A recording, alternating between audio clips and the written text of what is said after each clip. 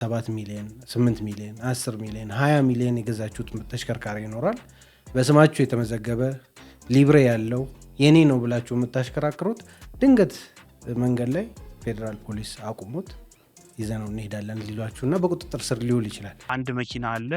አሁን እኔ አንድ መኪና ገዝቼ የጉምሩክ ስነ ስርዓት ተፈጽሞ በስሜ ሊብሬ አውጥቼ የምጠቀመው መኪና የሱን ማህደር ኮፒ ተደርጎ ለሌላ መኪናው እያለ ሁለት መኪኖች ይኖራሉ ማለት ነው። ጥፋትም በተቋሙም ስላለ በገዥውም በኩልም ደግሞ ጥፋት አለ ባንልም እንኳ ዞሮ ዞሮ በስተት በገባ ንብረት ዝም ብሎ መገልገልም ስለሌለበት ያንን ባላንስድ በሆነ ሁኔታ ሪዝነብል በሆነ የቀረጥ ክፍያ እንዲከፈል ተደርጎ መኪናው ህጋዊነቱ ከመወረስ ድኖ ህጋዊነቱ ግን በጠበቀ መልኩ ገዢዎቹ እየተጠቀሙ እንዲቀጥሉ ይደረግ። ሞተር ላይ የሞተር ቁጥር ይሰረዝና ድሮ በመዶሻ በምናምን በደንብ ታጥቀው ቁጥር ይቀይሩ ነበር። አሁን ዱባይ ላይ ወይም እዛ የሚመጣበት ቦታ በሌዘር በደንብ ተቆርጦ ሞተር ቁጥር እንደሚመታና የሻንሲ ቁጥርም እንደሚለጠፍ እዛ ላይ እንደሚለጠፍ ነግረውኛል።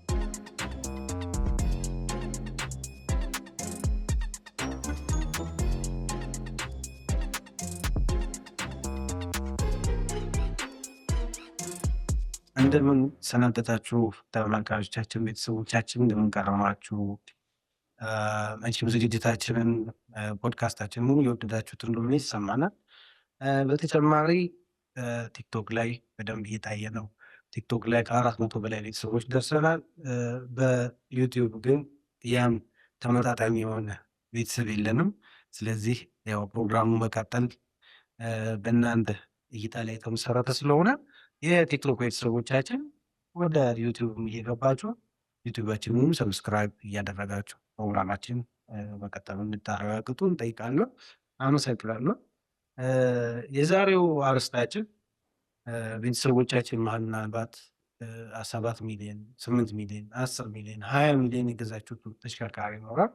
በስማችሁ የተመዘገበ ሊብሬ ያለው የኔ ነው ብላችሁ የምታሽከራክሩ ድንገት መንገድ ላይ ፌዴራል ፖሊስ አቁሙት፣ ንብረቱ ይፈልጋል ይዘነው እንሄዳለን ሊሏችሁ እና በቁጥጥር ስር ሊውል ይችላል። ይህ በምን ምክንያት ሊሆን ይችላል፣ በምን አጋጣሚ ይሄ ሊፈጠር ይችላል የሚለውን ከጉምሩክ አዋጅ ጋር በማያያዝ የምናወራቸው አንድ ሁለት ነጥቦች ይኖራሉ። እስቲ እንቀጥላለን። ፕሮግራሙ ተከታተሉ። ዛሬም እንግዲህ እንደተለመደው ባልደረባዬ ሰለሞን አለ። በተጨማሪ እንግዲህ አዲስ ባልደረባችንን ይዘን መጥተናል። ጠበቃ ዮናስ ራሱን እንግዲህ በዝርዝር ያስተዋውቀልኛል። አመሰግናለሁ ስለጋበዛችኝ። ጠበቃ ዮናስ ጃርሳ እባላለሁ። በህግ ከአዲስ አበባ ዩኒቨርሲቲ የመጀመሪያ ዲግሪን አግኝቻለሁ። እንዲሁም ከኢትዮጵያ ሲቪል ሰርቪስ ዩኒቨርሲቲ የማስተርስ ዲግሪን በቢዝነስ ሎው ላይ ሰርቻለሁ። በጥብቅና አለሙ ከ2013 ዓ.ም ጀምሮ እየሰራሁ እገኛለሁ። ስለዚህ ዛሬ ይህን የሚያጋጥሙ የህግ ጉዳዮች እንድናገር ስለጋበዛችን በድጋሚ አመሰግናለን። እናመሰግናለን። እናመሰግናለን። ያው ይሄን ፕሮግራማችንን እንግዲህ እንዲያውም ከዚህ ጉዳይ ጋር በተያያዘ ብዙ ያጋጠመኝ በስራ ጉዳይ ያጋጠመኝ የለም። እንዲያውም መነሻ ዮናስንም ራሱ ለመጋበዝ እንደ መነሻ ራሱ ያደረግነው ከዚህ ጋር የተያያዙ የተደጋጋሚ ጉዳዮች ያጋጥመዋል እና ብዙ ሰዎች ተቸግረው ለብዙ ሰዎችም መፍትሄ እንደሰጠ እኔ በግሌ የማውቀው ነገር ነውና እስቲ ምንድነው የእንደዚህ አይነት ችግሮች መነሻ ምንድነው ይመስልህ? እሺ፣ ሰዎች መኪናዎችን በሚገዙበት ጊዜ በተለመደው አሰራር አንድ ሰው ከመንገድ ትራንስፖርት ሄዶ መኪናው የሚገዛውን መኪና ከተመለከተ በኋላ ለመኪናው ግምት ያወጣል። ይህንን ግምት በመያዝ በውልና ማስረጃ የሽያጭ ውል ይደረጋል። ያንንም የሽያጭ ውል መሰረት አድርጎ ድጋሚ ወደ መንገድ ትራንስፖርት ተመልሶ በመኪናው ላይ በስሙ ሊብሬ ያወጣል። ያንን ሊብሬ ይዞ በሚጠቀምበት ጊዜ ነው በተደጋጋሚ ከፌዴራል ፖሊስ በጉምሩክ ኮሚሽን በኩል በሚቀርብ ጥያቄ መሰረት መኪኖቹን የጉምሩክ ስነስርዓት አልተፈጸመባቸውም እየተባለ የሚያዙት። በዋነኝነት እነዚህ ሁኔታዎች የሚያጋጥሙት በሁለት አይነት መንገድ ነው የሚሰሩት። አንደኛው ምንድነው? እዚህ ሀገር በተለያየ ጊዜ የጉምሩክ ስነስርዓት ተፈጽሞላቸው የገቡ መኪናዎች ሰዎች ሲጠቀሙባቸው በአደጋ በተለያዩ ምክንያቶች አገልግሎት መስጠት ያቆማሉ። አገልግሎት መስጠት በሚያቆሙበት ጊዜ ፋይላቸው መንገድ ትራንስፖርት ነው የሚገኘው የነዚህ አገልግሎት መስጠት ያቆሙ መኪኖች። ስለዚህ አንዳንድ ግለሰቦች ከመንገድ ትራንስፖርት ስር ከሚሰሩ ባለሙያዎች ጋር ባላቸው ግንኙነት መሰረት በተለያዩ ድንበሮችን የጉምሩክ ስነስርዓት ሳይፈጸምላቸው ወደ ሀገር ውስጥ የሚገቡ መኪኖች ተመሳሳይ ሞዴል በተመሳሳይ ከለር ያኛውን መኪና የሚመስል መኪና በድንበር በኩል የጉምሩክ ስነስርዓት ሳይፈጸም እየተነዳ ይመጣል። ይሄ መኪና ከዚህ ደግሞ በስሙ በመኪናው ስም ማህደር ተዘጋጅቶለት ለምሳሌ ሙሉ በሙሉ ዳሜጅ የሆነን መኪና ፋይል በዚህ መኪና የሁለተኛው የመጀመሪያውን ሙሉ በሙሉ ጉዳት ደርሶበት ጥቅም እንዳይሰጥ የሆነውን መኪና ፋይል ላይ ያለውን ጉምሩክ ስነስርዓት የተፈጸመበት ዲክላራሲዮን ወጥቶ አዲስ ማህደር ተዘጋጅቶ አዲስ ለሚመጣው ለሁለተኛው መኪና በቀድሞ ዲክላራሲዮን መሰረት የጉምሩክ ስነስርዓት እንደተፈጸመ ተደርጎ ማህደር ተዘጋጅቶለት ሊብሬ ይወጣለትና ግለሰቦቹ ያንን ተጠቅመው መኪናውን ሊብሬ አውጥተዋል። ብዙ ጊዜ ሐሰተኛ መታወቂያ ነው የሚጠቀሙት። ሐሰተኛ መታወቂያ ይዘው መኪናውን ለሚፈልግ ሰው በሽያጭ ያስተላልፋሉ። ሁለተኛው ደግሞ መንገድ ራሱ መኪናው እዚህ አንድ መኪና አለ። አሁን እኔ አንድ መኪና ገዝቼ የጉምሩክ ስነስርዓት ተፈጽሞ በስሜ ሊብሬ አውጥቼ የምጠቀመው መኪናን የሱን ማህደር ኮፒ ተደርጎ ለሌላ መኪናው እያለ ሁለት መኪኖች ይኖራሉ ማለት ነው። ስለዚህ ለኔ መኪና የተፈጸመውን የጉምሩክ ዲክላራሲዮን የተከፈለበትን ሰነድ ከማህደሩ ላይ ወስደው ለሌላ መኪና ጉምሩክ እንደተፈጸመበት አድርገው ሰነዱን ሊብሬ ያወጣሉ። ከዛ በኋላ ምንድነው በጉምሩክ ኮሚሽን በየጊዜው በመንገድ ትራንስፖርት የሚገኙ ማህደሮችን ኦዲት ይደረጋል። ስለዚህ ኦዲት በሚደረግበት ጊዜ እነዚህ መኪናዎች የጉምሩክ ስነስርዓት ያልተፈጸመባቸው መጀመሪያ ላይ ላይታወቅ ይችላል። በኋላ ላይ ግን በድህረ ኦዲት እነዚህ መኪኖች የጉምሩክ ስነስርዓት እንዳልተፈጸመባቸው ሲረጋገጥ ጉምሩክ ኮሚሽን ለፌዴራል ፖሊስ ወንጀል ምርመራ ቢሮ መኪኖቹን እንዲይዝ በሚያስተላልፈው ትዕዛዝ መሰረት መኪኖቹ ይያዛሉ። ምናልባት ለቤተሰቦቻችን ክሊር ለማድረግ ሲምፕል ቃላቱ ቀላል በሆነው ዕቃ የምትነዱት መኪና ኮፒ ሊኖረው ይችላል ነው። በቃ ሌላ የዛሬው አርስታችን እንትን የሚለው የሚያጠነጥነው በዚህ ጉዳይ ላይ ነው። ኮፒ ይኖራል። አሁን በተባለው ባልደረባዊ ባላችሁ ዮናስ ባላችሁ መሰረት ሁለት መኪና አንድ አይነት ታሪክ ያላቸው ሁለት መኪናዎች ሊኖሩ ይችላሉ። በአንደኛው መጥፎ ሁለተኛው አጋጣሚ ነው አይደለም ዮናስ? ሁለተኛው ላይ ሁለት ክፍለ ከተማ የተመዘገቡ አንድ አይነት መኪኖች ሊኖሩ ይችላሉ ማለት ነው። ሁለት ክፍለ ከተማ ሊብሬ ያለው በተለያየ ሰው ስም የተመዘገበ ሊኖሩ ይችላል። ይህን የቅርብ ኤግዛምፕል እኔ ኬዝ እንደ ለቤተሰቦቻችን ግልጽ እንዲሆን ቱክሰን መኪና ነው የቅርብ 2019 ሞዴል ነው። 6 ሚሊዮን ያኔ ከወራት በፊት 6 ከምናምን ነበር 6 ሚሊዮን ምናምን ብር ነው የገዛው። ገዝቶ በጣም ብዙ ለፍቶ ወጣት ልጅ ነው ገዝቶ ሀገር አማን ብሎ እየነዳ ነው። የሆነ ቦታ ፖሊስ አስቆሞ ያዘው። ከዛ በኋላ ወደሚከማችበት ቦታ ተወሰደ። ምንድን ነው ሲል አይ ተመሳሳይ መኪና ተመሳሳይ ቀለም ያለው ተመሳሳይ ሃይንዳይ ቱክሰን መኪና ሌላ ክፍለ ከተማ የሱ አንድ ክፍለ ከተማ ነው ሌላ ክፍለ ከተማ አለ ያንተ በዛ ማህደር በዛ ግልባጭ የገባ መኪና ነው በሚል ተያዘ።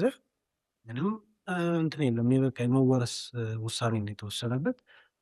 ወደ ውርስ ሄዷል ይሄ መኪና። ሁለቱም መኪናዎች ግን አገልግሎት እየሰጡ ያሉ ነው ወይስ አንደኛው? አገልግሎት እየሰጡ አሁን በሁለተኛው ኬዝ ማለት ነው። ዮናስ ቅድም እንዳብራራው አንደኛው እሱ ሞር ለተጠቃሚው ሴፍ የሚባል ህገወጥ ነገር የለም። አንደኛው ቶታል ሎስ የሆነ መኪና ስለሆነ ሂስትሪው የጠፋ መኪናው በአካል የጠፋ በግጭት ተገልብጦ ተጨፍልቆ የጠፋ መኪና ስለሆነ እሱ ላይ ብዙ ችግር አይገጥማቸው ማለት በጣም ሬር የሆኑ ጊዜ አጋጣሚዎች ናቸው ታርጋ ለመቀየር ሲሄዱ በጣም ምክንያቱም ታርጋ ለመቀየር ሲሄዱ አንድ ኮንሴፕት እዚህ መጨመር የምፈልገው አለ።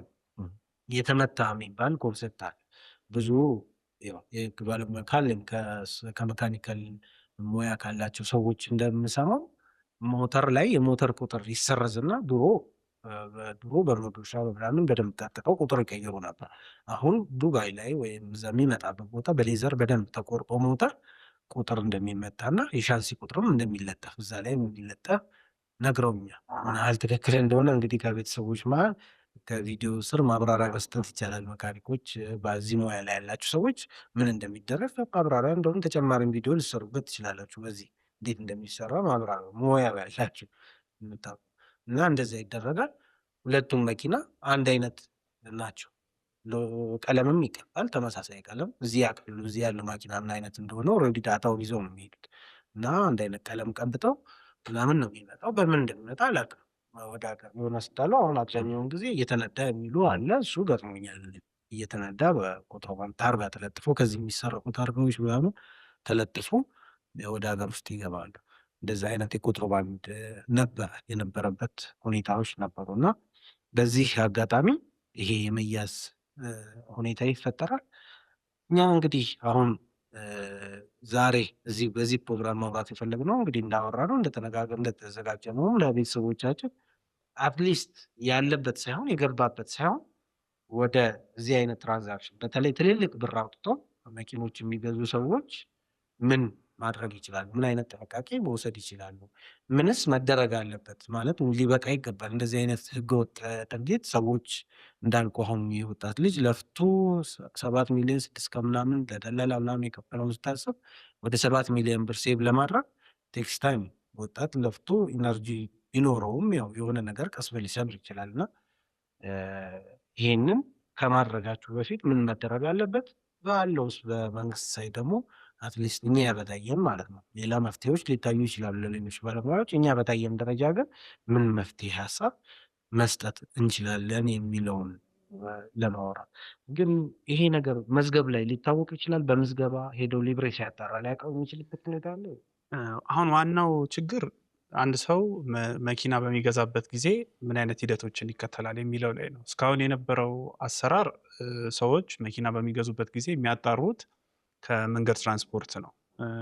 ግለሰቦች ጉምሩክ ኮሚሽን ሄደው አንድ መኪና የጉምሩክ ስነስርዓት ተፈጽሞለት ተገቢው ቀረጥ ተከፍሎ መግባት አለመግባቱን የሚያረጋግጡበት ስርዓት አልነበረም። በዚህም የተነሳ ምንድን ነው መንገድ ትራንስፖርት ላይ በእርግጥ የትራንስፖርት መመሪያ አለ። የትራንስፖርት መመሪያው የሚያስቀምጣቸው አንድ መኪና በምን አይነት ሁኔታ ነው ሊብሬ ሊሰጠው የሚገባው፣ ሰሌዳ ሊሰጠው የሚገባው የሚሉትን ስንመለከት ማንኛውም መኪና ወደ ሀገር ውስጥ የጉምሩክ ስነስርዓት የተፈጸመበት ዲክላራ ሲሆን ያቀርቦ ነው ፋይል ሊከፈትለት፣ ሊብሬ ሊሰራለት፣ ታርጋ ሊወጣለት የሚገባው። ነገር ግን ይሄንን የመንገድ ትራንስፖርት ይህንን ሂደት አለመከተሉ ዞሮ ዞሮ ዜጎች አሁን በላባቸው በጥረታቸው ያገኙትን ንብረት ከማጣት አላስቀራቸውም። ስለዚህ መሬት ላይ ያለው እውነታ በተለይ ደግሞ አሁን ቅድም አንተ እንደገለጽከው እነዚህ ተመሳሳይ ፋይል የጉምሩክ ስነስርዓት ሳይፈጸምባቸው የገቡ መኪኖች አብዛኞቹ ራቫፎር፣ ቱክሰን፣ ጄክሳር እና ከፍተኛ ዋጋ ያላቸው መኪኖች ናቸው። ዜጎች እነዚህን ያንን መኪና ለመግዛት የሚያስፈልገውን ገንዘብ ለማሰባሰብ ረጅም ዓመት በተለያየ ስራ ላይ ቆይቶ ያገኙትን ጥሪት ነው መና የሚያስቀረው። አሁን እዚህ ጉዳይ ላይ ሁለት ኢሹ አለ። በአንድ በኩል የጉምሩክ አዋጁ ማንኛውም ወደ ሀገር ውስጥ የሚገባ እቃ የጉምሩክ ስነስርዓት ተፈጽሞለት ቀረጥ ተከፍሎበት ካልገባ የኮንትሮባንድ ጉዳይ ነው የሚሆነው። በሌላ በኩል ደግሞ ዜጎች በጥረታቸው በላባቸው ያፈሩትን ንብረት በፌዴራል ሕገ መንግስትም ጥበቃ ያለውን ንብረት የማፍራት መብቱን ሁለቱ ግጭቶች ላይ እንዴት ነው የምናስታርቀው የሚለው ነው ዋነኛው የህግ ኢሹ የሚሆነው በዚህ ጉዳይ ላይ። ፕራክቲካሊ ግን ያለው እውነታ ምንድን ነው? ከዚህ በፊት መኪና ሰው ሲገዛ ሄዶ የሚያጣራው ዕዳ እገዳ እንዳለበት ከመንገድ ትራንስፖርት ብቻ ነው። በአሁኑ ሰዓት ግን በሁሉም የመንገድ ትራንስፖርት ቅርንጫፍ ጽሕፈት ቤቶች ላይ ጉምሩክ ዴስክ ከፍቷል። ስለዚህ መኪና የሚገዙ ሰዎች ዕዳ እገዳ እንዳለበት ከመንገድ ትራንስፖርት ላይ ከማጣራታቸው በተጨማሪ መኪናው ሲገባ የጉምሩክ ስነስርዓት መፈጸሙን ከዛው ካለው ትክክለኛ ዲክላራሲዮን መኖሩን እዛው በየቅርንጫፉ ከሚገኘው የመንገድ ትራንስፖርት የጉምሩክ ዴስክ ላይ ቢያጣሩ። ግን እዚህ ጋር ጥያቄ አለ። ሶሪ የውይይት እያደረግን እንድንሄድ ብዬ ነው። ጥያቄ ምን መሰለህ? አሁን የኔ ባለታሪክ እንደነገርኩህ አለ መኪናው አንድ አይነት ከለር ነው፣ ሌላ ክፍለ ከተማ ነው ያለው።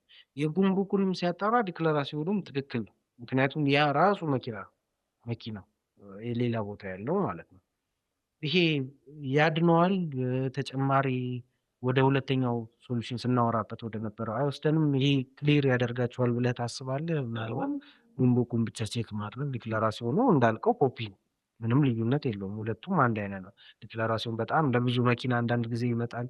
ለ20 ለ30 መኪና አንድ ዲክለራሲዮን ኮፒ እየተደረገ ሊሰጥ ይችላል፣ የተባዛ ማለት ነው። እና አንድ የወጡበት ዝርዝር አሁን በቅርብ ጊዜ መኪና አንድ ሰው ሲገዛ ኦልሞስት 90 ምናምን መኪና ነው ኢምፖርተሩ ያመጣው እና ከዛ ውስጥ አንዷ ናት መኪናዋ የተሸጠችው እና ከዛ ውስጥ ሲሰጡት ሳይ አንዱ ላይ ዲክለራሲዮን ላይ ነው እነዛ ሁሉ የገቡበት እንትን ማለት ነው ሰነድ። እና እንደዚህ አይነት ሁኔታዎች ላይ የኮፒ በሚሰራበት እንትን ላይ ያው ነፃ ያወጣቸዋል። ይሄስ ቤተሰቦቻችን ምናልባት አሁን በዚህ ጉዳይ ላይ ትልቁ ኢሹ የሆነው ምንድነው? ፍርድ ቤቶች ያው የፌዴራል ጠቅላይ ፍርድ ቤት በህግ ክርክሮች ላይ የሚሰጣቸው በ5 እና ከዛ በላይ ዳኞች ተሰይሞ የሚሰጣቸው የህግ ውሳኔዎች በሁሉም ፍርድ ቤቶች ላይ አስገዳጅ ናቸው።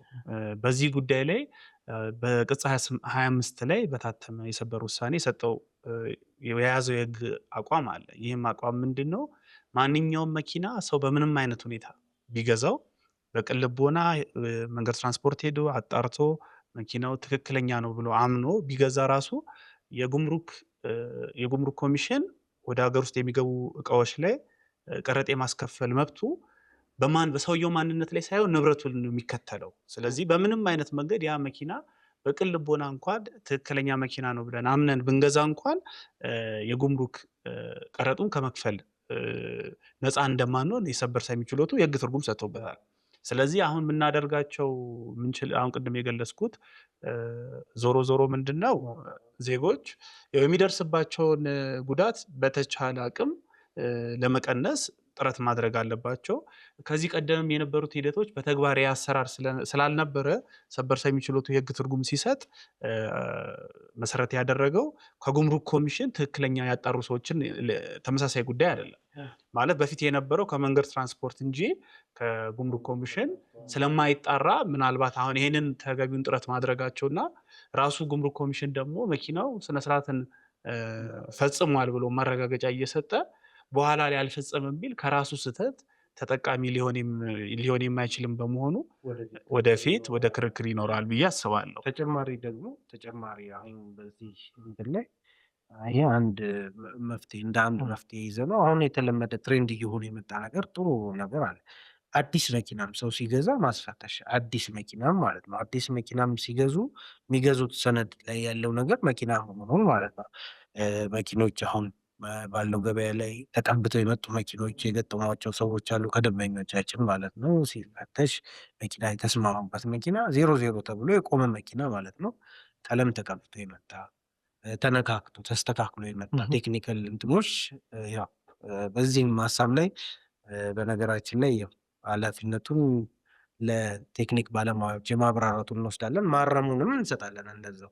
እና ተቀብቶ የሚመጡ ቴክኒክ ችግር ኖሮባቸው ተስተካክለው የሚመጡ መኪኖች ይገጥማሉ ገበያው ላይ። ስለዚህ አንድ አሁን ቀለም የተቀባ መኪና አዲስ 00 ሊሆን አይችልም። ምክንያቱም የሆነ ምክንያት ይኖረዋል። እንደዚህ አይነት ነገሮችን አለማድረግ። ሁለተኛ ደግሞ እነዚህንም የሞተር ቁጥርም የተለመደ አይደለም። መኪና ስትገዙ የሞተር ቁጥር ቼክ አይደረግም እንግዲህ እና ይህንንም ማድረግ ትክክለኛ ነው ኦሪጂናል ነው ወይ የሞተር ቁጥሩ የሚለው ቼክ ማድረግ ቴክኒካል ከህጉ ውጭ ወጣ ብለን ደግሞ ቴክኒካል ነገሮች ያው ከዚህ ተጨማሪ መፍትሄ ካለ የሚጨመርበት ይሆናል። ግን እነዚህን ነገሮች እንትን ማለት እንችላለን። ሌላ ግን ምዝገባን በተመለከተ ማለት ነው። ምዝገባ ተሽከርካሪ ኦልሬዲ ሙሉ ምዝገባ አለ። ሙሉ ምዝገባ ሊብሬ ባለቤትነት ማረጋገጫ አለ። ያ ሰነድ እንደ መጨረሻ ማስረጃ ሆኖ ባለቤትነትን ፕሮቴክት ሊያደርግ አይገባም። በአንተም ስም በእኔም ስም አንድ አይነት መኪና ቢኖር ባለቤትነትን ማረጋገጥ ይኖርበታል ነው የኔ አቋም። ማለት የሰነዱም ዓላማ ያ ሰነድ ከመንግስት ተቋማት ለግለሰብ የሚሰጠው አንድ ዓላማ ኖሮት ነው፣ ባለቤትን ለማረጋገጥ ነው። ስለዚህ ይህን ባለቤትነትን የሚያረጋግጥ ሰነድ አንድ ሰው ይዞ ወደ ግብይት በሚገባበት ጊዜ ወይ ንብረቱን ለሌላ ሶስተኛ ወገን ለማስተላለፍ በሚሞክርበት ጊዜ ገዢው አሁን ጥያቄው ገዢው ምን ያህል ፕሮቴክሽን አለው ነው፣ ምን ያህል የህግ ጥበቃ ያገኛል የሚለው ነው። ቅድም ዮኒ ያቀረብከው መፍትሄ ሌሎች ተቋማትን እነዚህ ማረጋገጫ የሰጡ ተቋማት ትን ከመጠየቅና ከነሱ እንግዲህ ካሳ መጠየቅ ነው። እንግዲህ ለደረሰብህ ጉዳት ላጣኸው ከፍለህ ሪከቨር ልታደርገው ያልቻልከው ገንዘብ ለመኪናው የከፈልከው ዋጋን ካሳ ከመጠየቅ ውጪ ሌላ አማራጭ የለንም ነው እያልን ያለ ነው አይደለ? እና ከዚህ አንጻር ግን ታይትል ዲዱን ይሄ የንብረቱን ባለቤትነት የሚያሳይ ሰነድ የያዘው ሰውዬ ይሄንን ንብረቱን በሚያስተላልፍበት ጊዜ ገዢው ምን ማጣራት አድርጎ ነው ምን ስቴፖችን ተከትሏል ብለን የተከታቸውን ስቴፕም ቼክ ማድረግ አለብን ብዬ አስባለሁ። ለምሳሌ መኪና በምንገዛበት ጊዜ ንብረት እናስቀምጣለን መጀመሪያ። ከዛ ያንን ሰነድ ይዘን ሰነዶች ማረጋገጫ ነው የምንሄደው። ሰነዶች ማረጋገጫ ከሄድን በኋላ የሰነዶች ማረጋገጫ የተረጋገጠ ውል ይዘን ወደ ቀጣይ ወደ ስም ዝውውር ሂደትን የምንቀጥለው። ክፍያ የምንፈጽመው በሰነዶች ማረጋገጫ አብዛኛውን ጊዜ የተለመደው ሰነዶች ማረጋገጫ ጋር ውል በምንፈራረምበት ጊዜ ነው። እዚህ ጋር እናንተን የምልጠይቃችሁ የምፈልገው ሰነዶች ማረጋገጫ ይሄንን ውል ለማፈራረም በሚጠይቅበት ይሄንን ሂደት በዛ ሄደን በምናከናውንበት ጊዜ ከክሊራንስ በተጨማሪ የምንጠየቀው ሰነድ አለ ወይ ነው። ለምሳሌ ቅድም ያነሳችሁት ከጉምሩክ የዲክላራሲዮን የጉምሩክ ሂደቱን አጠናቆ የገባ መኪና ትክክለኛ መኪና ነው የሚል ማረጋገጫ እንጠየቃለን ወይ? ያንን ሳንጠየቅ ነው እስካሁን ባለኝ መረጃ ሰነዶች ማረጋገጫ ውል የሚደረገው። ስለዚህ የተዘረጋው ሲስተም ራሱ የገዢውን መብት አሁን የማይንቀሳቀስ ንብረት ላይ ጥብቅ የሆነ ቁጥጥር አለ። ተመሳሳይ ሲስተም በሰነዶች ማረጋገጫ መዘርጋት ይኖርበታል ብዬ ነው የማምነው። ያው የተሽከርካሪን በተመለከተ ሰነዶች ማረጋገጫ ያው መሬት አስተዳደር ላይ ወይም ደግሞ የማይንቀሳቀስ ንብረት ላይ ጀርባ ማህተም አስመትተህ አሁን ደግሞ ዲጂታል የሆነ ኢካርታ ያለው ምናምን የተረጋገጠ ሰነድ መሆኑን እዛ እንደጨረስክ ያረጋግጣል። ልክ በተሽከርካሪዎች ላይም እቺ የምታመጣት የግምት ግማሽ የግምት ወረቀት የለችም፣ እሷ ሙሉ አድሬስ የምታደርግ ናት። እሱ ነው ጉምሩክ ሂደትን አጠናቆ የገባ መኪና መሆኑን ማረጋገጫ ይሆናል። እሷ ለምንድነው እንደ ቅድመ ሁኔታ የምትቀመጠው? ምንድነው እኔ በዚህ ላይ ያለኝ ሀሳብ አሁን ስለሚቀል እውነት ለመናገር የህግ ሂደቱ ብዙ አጨቃጫቂ ነው ብዬ አላስብም። ምክንያቱም አንድ መኪና ወደ ሀገር ውስጥ በሚገባበት ጊዜ ዲክላራሲዮን አቅርቦ ነው ሊብሬና ታርጋ ሊሰጠው የሚገባው። ይህንን የትራንስፖርት መመሪያው የፌዴራል ትራንስፖርት መመሪያው በግልጽ ያስቀምጣል። ስለዚህ መኪናው ዲክላራሲዮን ተፈጽሞበታል፣ የጉምሩክ ስነስርዓት ተፈጽሞበታል፣ ቀረጥ ተከፍሎበታል የሚለው ነገር ሊታይ የሚገባው ሊብሬና ታርጋ ከመሰጠቱ በፊት እንጂ ሊብሬና ታርጋ ከተሰጠ በኋላ አይደለም። ተቋሞቹም ይህንን ነገር የራሳቸው ሰራተኞች ከሌሎች ሰዎች ጋር የተወሰኑ የራሳቸው ሰራተኞች ከሌሎች ሰዎች ጋር በመመሳጠር የሚያደርጉትን ተግባር እነሱን ተከታትሎ መብታቸውን እንደማስከበር በቅን ልቦና የገዙ ሰዎችን እየሄዱ መኪናውን መያዙ ቀላል ስለሆነ ነው እንጂ የጉምሩክ አዋጁ ራሱ 859/2006 እና የተሻሻለው 1160/2011 ወደ ሀገር ውስጥ የሚገባ ንብረትን በተመለከተ የጉምሩክ ስነስርዓት ላይ ኃላፊነት የሚጥለው አስመጪውንና ትራንዚት የሚያደርገውን አካል ነው። ስለዚህ አንድ ሰው በቅን ልቦና መኪና ሲገዛ የመኪናውን ያስመጣ አካል አይደለም፣ ትራንዚት ያደረገ አካል አይደለም። ስለዚህ የሰውዬ ለምንድን ነው ኦልሬዲ ስነስርዓቱን አሟልታል ተብሎ እነዚህ አሁን የመጀመሪያውን እኮ የጉምሩክ ስነስርዓቱ የሚጠበቀው ሊብሬ ከመሰጠቱ በፊት ነው። አንድ ሰው የተንቀሳቃሽ ንብረትን በተመለከተ የመኪና ላይ ሊብሬ ባለቤትነት ማረጋገጫ ነው። በእርግጥ አብሶሉት አይደለም ይሄ ማረጋገጫ። ነገር ግን ማረጋገጫውን በተለይ ከመንግስት አካል የተሰጠ እስከሆነ ድረስ የመንግስት አካላት ተገቢውን ጥረት አድርገው የዜጎችን መብት ማስከበር አለባቸው የሚል እምነት አለኝ። ነገር ግን አሁን በፍርድ ቤቶችም ፕራክቲካሊ ያለው ማሰራር ምንድነው? እንደ ቅድም እንደገለጽኩት መኪናውን የሚያመጡት ሰዎች የሚጠቀሙት ሐሰተኛ መታወቂያ ነው። ብዙ ጊዜ ተፈልገው ሊገኙ አይችሉም። ስለዚህ የሚቀለው መኪናውን መያዝ ነው። ስለዚህ አሁን እስካሁን ያለው ፕራክቲስ የሚቀለውን መንገድ መከተል ሆኗል እንጂ አንድ የመንግስት ተቋም አሁን የመንገድ ትራንስፖርት መኪናውን ሊብሬ አውጥቶ ከሰጠ በኋላ እኔ በአምኜ ስገዛ እዛ አጣርቼ መኪናው ዕዳ የለበትም፣ እገዳ የለበትም፣ ስነስርዓቱን ተከትሎ የመጣ መኪና ነው ተብሎ ነው ማረጋገጫ የሚሰጠኝ። ያንን ይዤ ነው ውልና ማስረጃ የሚሄደው።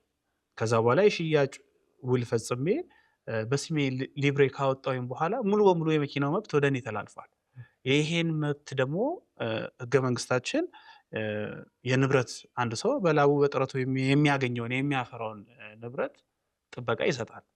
ይህንን የንብረት መብትን በተለይ ደግሞ ራሱ አንደኛው የመንግስት አካል በፈጸመው ስህተት ሌላኛው የመንግስት አካል ቀረጥ ብሎ መኪናውን መውሰዱ ከርትዕም ከህጋዊነት መርህም ጋር የሚቃረን ነው ብዬ ነው የማስበው።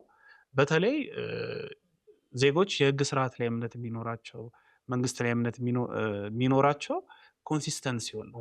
አንደኛው የመንግስት ተቋም በሚያደርገው ነገር ላይ ሌላኛውም እኩል ኃላፊነት ሊኖር ይገባል። ስለዚህ መኪኖቹ የጉምሩክ ቀረጥ ካልተከፈለባቸው መጀመሪያውኑ መንገድ ትራንስፖርት ነው ሊጠየቅ የሚገባው። እንዴት ጉምሩክ ቀረጥ ያልተከፈለበት መኪና ላይ ሊብሬ ትሰጣለህ፣ ታርጋ ታወጣለህ ተብሎ መጠየቅ ያለበት እንጂ እኔ ከዛ በኋላ እነዚህ ሰነዶች አይቼ አምኜ የገዛሁትን ሰው አይደለም ልጠየቅ የሚገባው። ጥሩ አሁን ጥሩ እንትን ያነሳው ጥሩ ፖይንት ነው። ምክንያቱም ጭንቅላቴ ውስጥ አንተ እያወራህ እንትን ሲል የነበረው የሚወድቀው ያው እኔም የገጠመኝ ኬዝ አንተም እያወራህ ስለነበር የገጠመን ኬዞች የኮንትሮባንድ ዕቃን ይዞ መገኘት ነው። ሰውየው ገዢው ላይ መኪናውን የሚያስወስድበት ያ የመጀመሪያ ጉምሩክ ስነስርዓት ሳይፈጸም ገብቷል። ያ ያስገባው ሰው አለ። የያዘው ደግሞ ታርጋ አውጥቶ የያዘው ሰው የኮንትሮባንድ ዕቃ ይዟል ተብሎ ነው ብዙ ጊዜ እቃው የሚወረሰው ኮንትሮባንድ ዕቃ በሌጋል ዴፊኒሽኑ ያው ፊት ያደርጋል። የጉምሩክ ስነስርዓት ሳይፈጸምበት በሌላ መንገድ የገባ ስለሆነ ያው ኮንትሮባንድ ዕቃ በህገወጥ መንገድ የገባ ስለሆነ እንትን ያደርጋል። ግን እንዴት ነው ባላንስ የምናደርገው? አሁን ጥሩ ፖይንት ያነሳት እንዴት ነው አሳይመንት መስጠት ስላለብን ለመንግስት ተቋምም ቅድም እንዳልከው ያው እንደዚህ አይነት ነገሮች የምናያቸው ስለሆኑ በስራ ጥሩ ኮመንት መስጠት ስላለብን እንዴት ነው የምናስታረቀው? ይህንን ንብረት የማፍራት መብት ያፈራውን ንብረት ደግሞ ኤክስክሉሲቭሊ ከሌሎች ኢንተርፌራንስ ተጠብቆ የመጠቀም መብትን ግለሰቡ ላይ እንዴት ነው ከኮንትሮባንድ እዛ ጋር ከተፈጸመው ስህተት ጋር ምክንያቱም መንግስት ተገቢውን ጥቅም የሚያገኝበት ሁኔታ መረጋገጥ ስላለበት የጉምሩክ ስነስርዓቱን ተከትሎ ባልገቡ ንብረቶች ላይ ያው መጨረሻው የሚለው መወረስ ነው። ወርሶ ተገቢውን ገንዘብ መሰብሰብ ስላለበት ሁለቱ እንዴት ነው ባላንስ የምናደርገው የሚለው ነገር ሊታሰብበት ይገባል። ክፍተት ያለ ዞሮ ወደዛም ወደ ምንድነው አሽከርካሪና በአሁኑ ስሙ መንገድ ትራንስፖርት የተለመደ ስለሆነ ነው ሁላችንም ተሽከርካሪ አሁን የአሽከርካሪና ተሽከርካሪ ቁጥጥር ባለስልጣን የአሽከርካሪ ቁጥጥርና የተሽከርካሪ ቁጥጥር በሚል የተከፋፈለ ተቋም ነው እና ይሄ ተቋም አትሊስት አኑዋሊ ወይም ደግሞ በየግማሽ ዓመቱ ኦዲት እየሰራ የተቆጣጠረ እነዚህን ነገሮች አውጥቶ ጥያቄ ጉዳቱ ሳይሸጋገር ማለት ነው ከሰው ሳይሸጋገር አንድ መኪና 5 ሰው 6 ሰው ሳይገዛው የመጀመሪያው ሰው ሁለተኛው ሰው ላይ ጉዳቱን ከመቀነስ አንጻር ኦዲት እየተደረገ ያሉ እስካሁንም ሲደራረቡ የመጡ ነገሮች ቢጣሩ አንዱን የባላንሲንግ እንትን ይሰራል ብዬ ገምታለሁ። እና ምናልባት ከዚህም አንግል ብናየው እንዴት ነው ባላንስ የምናደርገው? ሁለት እንትን ስለሆኑ ተፎካካሪ የሆኑ መብቶች እዚህ ጋር ስላሉ የመንግስትም የመኪናውን ባለቤት መብት ስላለ እንዴት ነው ባላንስ የምናደርገው የሚለው አንዱ ይሄ ነው። ይሄ ታርጋውን የሰጠው አካል ሊሰጥ ይችላል። ተሰጠ በተለያየ ምክንያት እንዳለው ውስጥ ባለውም ክፍተት በሀቀኛም ስህተት ኮፒ ዲክላራሲዮን መጥቶ በስህተት ተሰጥቶ ሊሆን ይችላል። ተሽከርካሪው በአካል ስለሚመጣ እዛ ያየው ባለሙያ እውነት አዲስ መኪና መስሎት ሰጥቶ ሊሆን ይችላል። እና እንዴት እነዚህም ሁለት ነገሮች ማስታረቅ ይችላል የሚለው አንዱ ይሄ ነው። ራሱ እየገባ ኦዲት እየሰራ ምን አይነት እንትኖች አሉ ችግሮች አሉ የሚለው ከቀድሞ ሂል ቢያደርጋቸው እና እንደዚህ አይነት እርምጃዎች ቢወሰዱም እንትንም አለ የዲስከሬጂንግ ፋክተር ማለት ሰዎችን እንዳይበረታቱ ይሄንን ጥፋት እንዳይሰሩ አስመጪዎችም የሚሸጡትም ሰዎች እዚህ ስራ ላይ የተሰማሩ ኮንትሮባንድ ስራውን የሚሰሩም ሰዎች እንዳይሳተፉ እዛ ላይ የመገደብ እንትንም ይኖረዋል። ይህም እንደ አንድ ሶሉሽን ያየዋል። ኦዲቲንጉን ስራ በእርግጠኝነት የሚሰሩ ይመስለኛል። የምን ያህል ጊዜ ነው የሚሰሩት የሚለውን መረጃው ባይኖረኝም እናንተ ካላችሁ አላውቅም፣ ግን ዞሮ ዞሮ ኦዲት ስለሚደረግ ነው እንደዚህ አይነት ስህተቶች መኖራቸው ታውቆ በእንደዚህ አይነት መኪና በእንደዚህ አይነት ሂደት የገቡ መኪናዎች በቁጥጥር ስር እየዋሉ ያሉት። ስለዚህ ይህንን አጠናክሮ መቀጠሉ አንድ የሚበረታታና መጠናከርም ያለበት ነው። ግን እሺ ኦዲት ተደረገ፣ ከዛ በኋላስ ቀጣዩ ተግባር ምንድን ነው የሚሆነው ነው?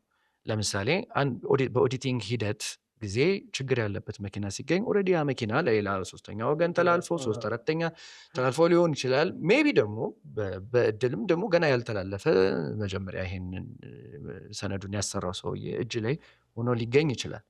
ስለዚህ በምን የሄዱትን እሱ አንድ ጉዳይ ነው። እጁ ላይ ያለውን ገናው ለሌላ ሶስተኛ ወገን ያልዞረ ግብይት ያልተፈጸመበት ከሆነ ግን በምን ሲስተም ንብረቱ ወደ ሌላ ሶስተኛ ጉዳዩን ወደማያውቅ ሰው ወደ ቅን ልቦና ገዢ ወደምንለው ሰው እንዳይተላለፍ ማድረግ ይቻላል። እንግዲህ በሲስተም ምናልባት ከሰነዶች ጋር እንደዚህ አይነት መኪኖች ግብይት እንዳይፈጸምባቸው ወይ እግድ ማህደሩ እንዲታገድ እንደዚህ አይነት አሰራሮች ቢዘረጉ እነዚህ መኪኖች ያልተላለፉ ከሆነ ገዢዎችን ሌላ ሶስተኛ ተገበያይ ወገኖችን ፕሮቴክት ያደርጋል ብዬ አስባለሁ። አንዱ መንገድ ይሄ ነው። ኦልሬዲ የገቡትን በተመለከተ ግን ያው ስህተት ተሰርቷል። መጀመሪያው ነው ስህተትን በስህተት ማረም ተገቢ አይደለም። ግን ምናልባት ይሄ በመደበኛው ስርዓት እንዲገቡ ተደርጎ የገዢውንም የመንግስትንም ጥቅም ባስጠበቀ መልኩ ያው ዞሮ ዞሮ የጉምሩክ ጉዳይ ስናንሳ የህዝብና የመንግስት ጥቅም እየተነካ ስለሆነ ነው ይሄ መኪና በመግባቱ ሂደት ውስጥ ለመንግስት በኋላም ደግሞ ለህዝብ አገልግሎት ላይ የሚውል ገንዘብ ሳይሰበሰብ ቀርቷል። ስለዚህ ይሄንን በምንድን ነው እናስታረቅ የምንችለው? ተገቢው ቀረጥ እንዲከፈል በማድረግ ግን ጥፋትም በተቋሙም ስላለ በገዢውም በኩልም ደግሞ ጥፋት አለ ባንልም እንኳ ዞሮ ዞሮ በስተት በገባ ንብረት ዝም ብሎ መገልገልም ስለሌለበት ያንን ባላንስድ በሆነ ሁኔታ ሜቢ ሪዝነብል በሆነ የቀረጥ ክፍያ እንዲከፈል ተደርጎ መኪናው ህጋዊነቱ ከመወረስ ድኖ ህጋዊነቱ ግን በጠበቀ መልኩ ገዢዎቹ እየተጠቀሙ እንዲቀጥሉ ይደረግ። ይሄን እንደ አማራጭ መስጠት ነው። ሁለቱን ኢንተረስት ባላንስ ላደርግ የምችለው አሁን የመጣልኝ ሀሳቤ ነው። እንግዲህ አሁን ዘግይተው ለገቡ ቤተሰቦች እያወራን ያለ ነው በህገወጥ መንገድ ወደ ሀገር ውስጥ ስለገቡ ተሽከርካሪዎች ነው። እየነዱ ያሉት ሰሌዳ ያለው በስሞት ሊብሬ ያለው ቤቶት ሊብሬዎትን አስቀምጠው የወጡት ተሽከርካሪ በአጋጣሚ በፖሊስ ቆሞ ሊወረስ እንደሚችል ያው ግንዛቤ በማስጨበጥ አንጻርና ከገጠሙ ጉዳዮች በመነሳት ለማካፈል እየሞከርን ያለ ነው። አንዱ እንግዲህ እንደ መፍትሄ ሀሳብ ኦዲት ነው። ኦዲቱን ለምን መሰለህ እንትን ያደረገው ብዙ አሁን እኔና አንድ 3-4 ኬዝ አለ በጥቆማ ነው ብዙዎቹ መኪኖች አላቅም ኦዲት ይኑር አይኑር አላቅም። ያው ውስጥ አሰራሩን ማጣራት ይጠይቃል። ግን አሽከርካሪና ተሽከርካሪ ቁጥጥር ባለስልጣን ላይ እንደዚህ አይነት ከጉምሩክ ጋር ተቀናይቶ ኦዲት ስራ ይኑር አይኑር አይታወቅም። እዛው ፕሮሰስ ውስጥ የተካፈሉ ደላሎች፣ መኪናውን ታሪክ የሚያውቁ ሰዎች አንተ ገዝተህ ከሄድክ በኋላ በጀርባ ሄደው ደግሞ ያው የመጠቆም የራሱ የምታውቁት ቤኔፊቶች ስላለው በጥቆማ የሚያዙ አብዛኛው እንደዛ ነው። አንዱ ሁለቱ አያውቁም በምን አድርገው እንደተያዙ እና ይሄን ለዛ ነው ኦዲት የሚለውን እንደ ሪኮመንዴሽን አንድ ኦዲት ማድረጉ ያቆመዋል በሚል ነው። ኦዲት የሚደረግ ከሆነ በየጊዜው ያ ሰው እዛ አክቲቪቲ ውስጥ የአጭበርባሪም ያም ወይም ደግሞ ያ ጥቅም ለማግኘት የሚሄደው ሰው በዚህ ስርዓት እዛ ሲስተም ውስጥ አይሳተፍም ማለት ነው። ተሽከርካሪያን ሁሉ ልፋት ለፍቶ ህገወጥ ስራ ሰርቶ በኋላ ቶሎ የሚቀጭ ከሆነ ገዢውን መጠንቀቅ ይጀምራል። ሻጩም ያንን አይነት ስራ ውስጥ ተሽከርካሪ አምጥቶ አርጋ አስለጥፎ ያንን ሁሉ ወጪ አውጥቶ ሪስክ አይወስድም ማለት ነው እና ምንድነው እንዳይበረታቱ ያደርጋል ከሚል ሀሳብ ነው። ምናልባት ጨምረው ነገር ካለ እዚህ ላይ ምናልባት ምንድነው አሁን እንደገለጻችሁት ብዙ መኪኖች በአሁን ሰዓት በዚህ መንገድ ገብተው እየተንቀሳቀሱ ያሉ አሉ እና ይሄ ነገር ቢያጋጥማቸው ምንድነው ቀጣይ ማድረግ የሚገባቸው የሚለውን ነገር ብንነጋገር ምክንያቱም አሁንም በየጊዜው ተመሳሳይ ጉዳይ የተለያዩ ሰዎች እያጋጠማቸው ነው የሚገኘው።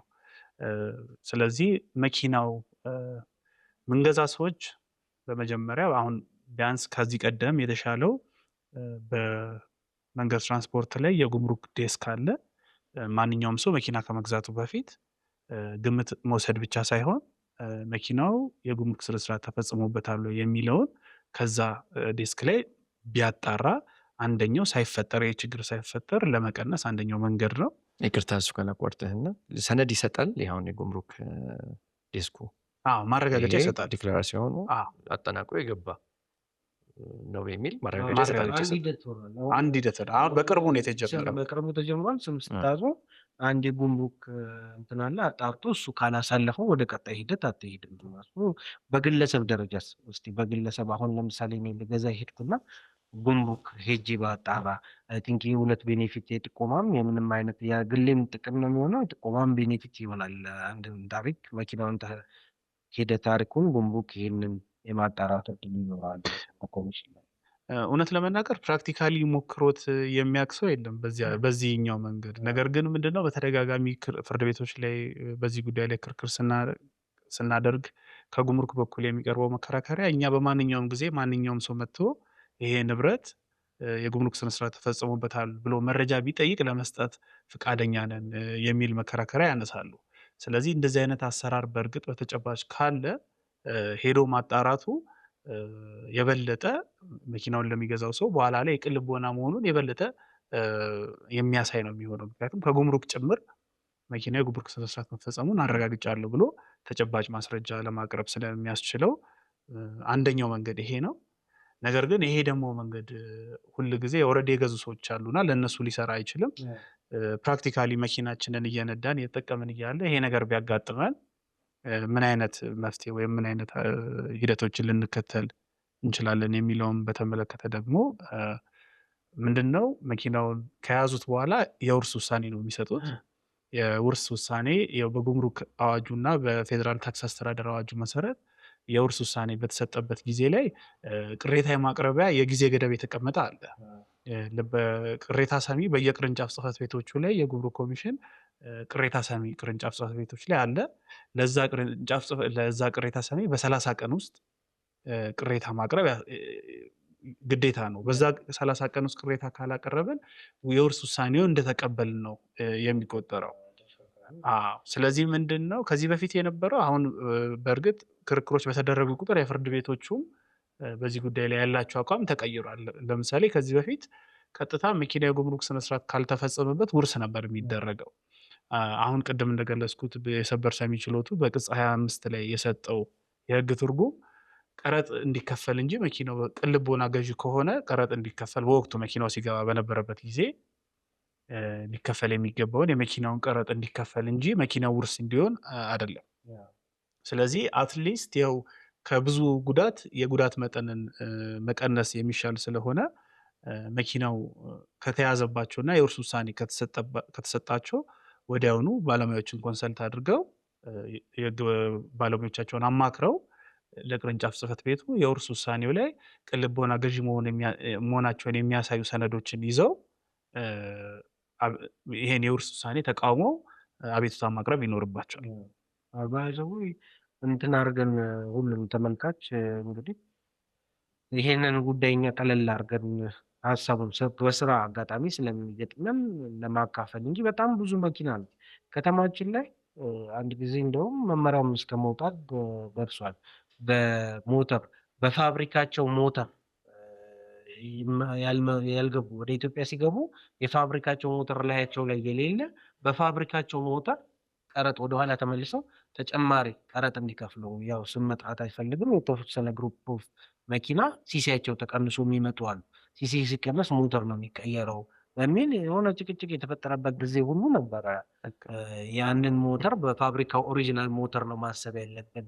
እነዚህ መኪኖች እዚህ ውስጥ ይገባሉ የተመታ ያልተመታ የሚለው ላይ ብዙ ኮምፕሌን የሚያደርጉ አሁን ሰሞኑን የነበረ መኪና ዝም በኬዝ ነበረ። ዝም ብለው ነው ተያዘ። በቃ ተሽከርካሪው የተመታ ነው በሚል እንደዚሁ ሞተር ቁጥሩ የተቀየረ ነው በሚል ተያዘ። ከዛ በኋላ ጉምሩክ ገብቶ ሲታይ ግን ሌላ ፋይል ነው። ሞስት ፕሮባብሊ የመጀመሪያው አይነት ኬዝ ሊሆን ይችላል የሚል ግምት አለን። ተመታ ሆኖ ግን ፋይሉ በሌለ መኪና የአደጋ ጉዳት የደረሰበት መኪና ሊሆን ይችላል የሚል እንትን አለ። በሱ ላይ የነበረው ክርክር እንግዲህ ሌላ ተሽከርካሪ ጉምሩክ ላይ ያቀርብ ስላልቻለ እንደዛ አይነት ተሽከርካሪውን እንዲገጥም ነው የተወሰነው እና ብዙ ሰዎች አሁን ተስፋ ቆርጠው ተሽከርካሪዎቻቸው ሲያዙ ገና ተስፋ ቆርጠው ደንግጠው ከድንጋጤም ማለት ነው ህመም ላይም ወድቀው ግራ በመጋባትም ይቺን ቀኗን የሚያሳልፉ ሰዎች አሉ እና አትሊስት መብታቸውን መጠየቅ መብቱን የሚጠየቅበትን ጊዜ ደግሞ ወዲያውኑ ይህ ችግር እንደደረሰ ባለሙያ አማክሮ ምን ማድረግ እንዳለባቸው ማወቅ በተጨማሪ ደግሞ እኛም ያው መንግስትም ይህን ኃላፊነት ስላለባቸው መንግስት ተቋማትም ቀድመው ደግሞ ጥንቃቄ መውሰድ እነዚህን ተሽከርካሪዎች ኦዲት ማድረግ ቅድም እንዳልነው እነዚህም ሰነዶቻቸው በአግባቡ የተደራጀ ነው ወይ የሚለው ቢያጣራ አብዛኛው ማህበረሰብ እንዳልኩት ነው ሁሉም ሰው ሀብታም ሆኖ አይደለም መኪና የሚገዛው ከስራው ጋር የተያያዘ ራሱን ፕሬዘንት ለማድረግ አስፈላጊ ስለሆነ መኪናው ለስራ አስፈላጊ ስለሆነ ዝም ብሎ ሰው እንደምናየው እኛ ደንበኞቻችን ጋር እናያለን አይደል የ20-30 ሚሊዮን ብር መኪና ግን የተከፈለበት 5 ሚሊዮን 4 ሚሊዮን ብር ተከፍሎበት ሌላውን ዕዳ አድርጎ ማለት ነው በባንክ ዕዳ ለስራው ሲል በባንክ ዕዳ ገዝቶ የሚነዳ የሚያሽከረክር ሰው አለ እና እንደዚህ አይነት ሰዎች ጋር ችግር ከመፍጠሩ በፊት ቼክ አድርጎ እነዚህን መኪኖች ማጣራቱ አግባብ ነው የሚል እንትን አለኝ ሀሳብ አለኝ። ምናልባት ተጨማሪ ካለ እንትን ከማለቴ በፊት ከማጠቃለላችን በፊት ተጨማሪ ሀሳብ እንግዳችን ነገር ምናልባት ሌላ ሊነሳ የሚችለው ነገር እነዚህ በዚህ ሂደት ላይ ማረጋገጫ የሰጡት አካላት ምን አይነት ኃላፊነት አለባቸው የሚለው ምናልባት አንድ ሊነሳ የሚገባው ኢሹ ነው ብዬ አስባለሁ። ምክንያቱም አንድ ሰው ንብረት በሚያፈራበት ሂደት ለምሳሌ መንገድ ትራንስፖርት ሲሄድ አገልግሎት ነው የሚሰጠው። አገልግሎት በሚሰጥበት ጊዜ ደግሞ ክፍያ ከፍሎ ነው። ስለዚህ ተቋሞች ሰራተኞቻቸው በስህተት ሆን ብለው ወይም በከባድ ቸልተኝነት በሚፈጽሙት ጥፋት ሰዎች ላይ ለሚደርስ ጉዳት ኃላፊነት አለባቸው። ቅድም ለመግለጽ እንደሞከርኩት በተለይ ደግሞ የመንገድ ትራንስፖርት የመኪና ሊብሬና ታርጋ አሰጣጥ በግልጽ የተቀመጠበት ኃላፊነት አለ። እነዚህ ማንኛውም መኪና ላይ ሊብሬና ታርጋ ከመሰጠቱ በፊት ትክክለኛ የሆነ የጉምሩክ ስነስርዓት የተፈጸመበት ዲክላሬሽን መቅረብ እንዳለበት የራሱ መመሪያም የሚያስገድደው ስለሆነ ይህንን ሳይከተል ነው እነዚህ ችግሮች እያጋጠሙ ያሉትና ስለዚህ ዜጎች ምናልባት መኪናው እንዳይወረስ ከጉምሩክ ጋር ከመከራከር በተጨማሪ የክርክር ሂደቱ ከጉምሩክ ጋር ያለው ሲጠናቀቅ የሚደርስባቸውን ጉዳት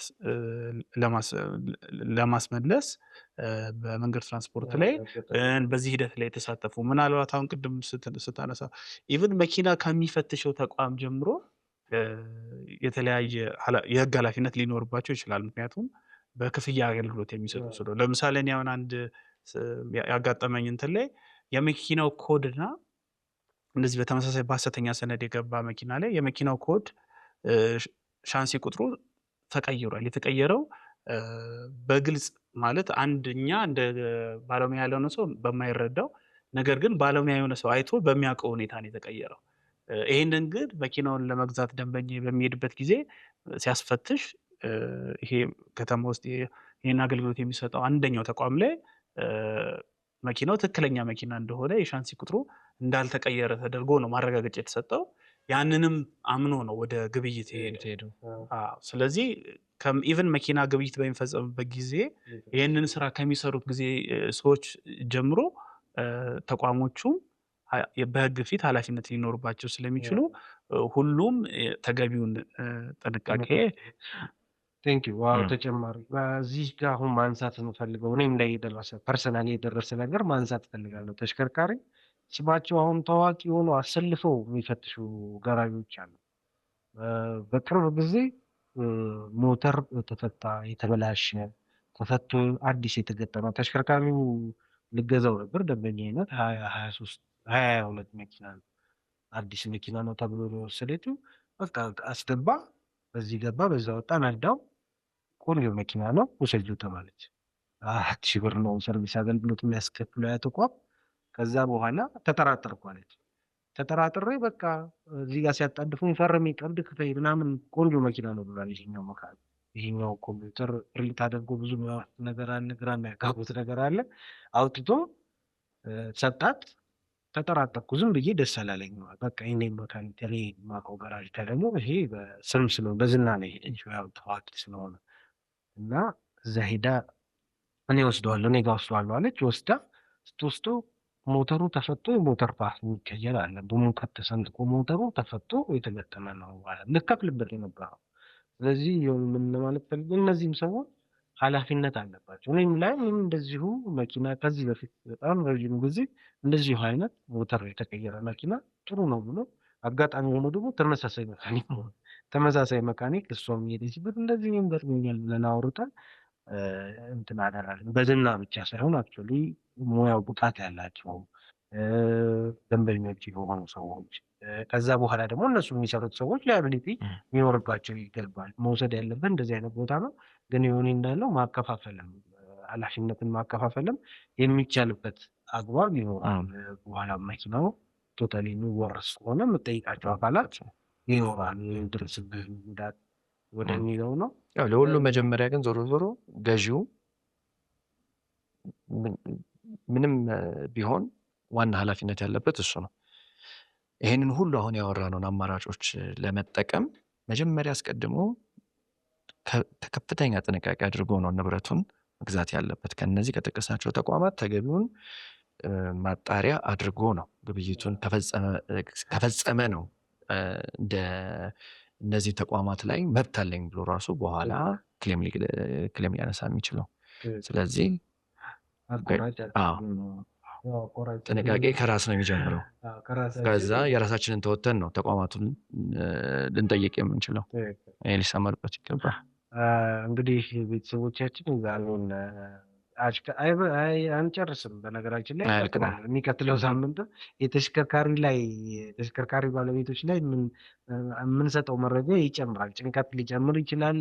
ግን እጃችሁ ላይ ያለ ሰዎች እጃችሁ ላይ ያለ በአንድም ሆነ በሌላ መንገድ እጅ ላይ ገብቷል።